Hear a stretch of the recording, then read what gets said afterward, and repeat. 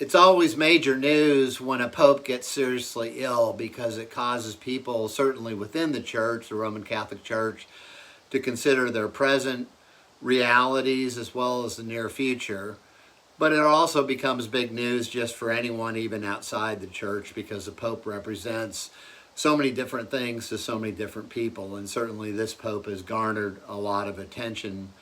And it caused me to consider a couple thoughts. I grew up in the Roman Catholic Church, went to grade school and high school in the Roman Catholic Church. Really kind of lost my faith as a result of even some skeptical kind of Jesuits who were teaching anti-miraculous stuff from the Gospels, believe it or not, another story. But it caused me to think about, like, well, what exactly ought we to believe as Protestant evangelicals about the Roman Catholic Church? And the first thing I want to say, and I regularly say this to people, is the Catholic Church is neither a monolith nor a denomination. It's a tradition, to go with the latter word, denomination. We have denominations in the Protestant church.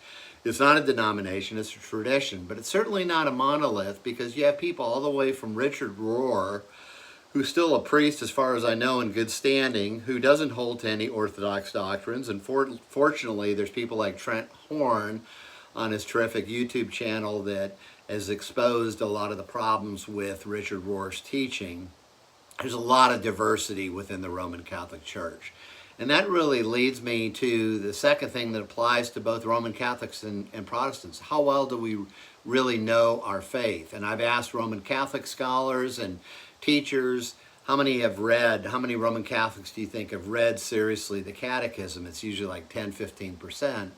But we as Protestants, how many of us know our history, know our background, and know our Bibles? We make a big deal about being literate in the Bible, but I find many Protestants have not read through the Bible even once.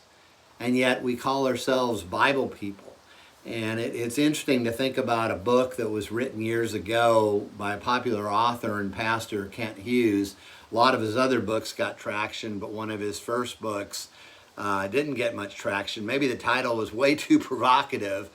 But as an evangelical pastor from an evangelical seminary, he said, that was his background, the title of the book, Are Evangelicals Born Again?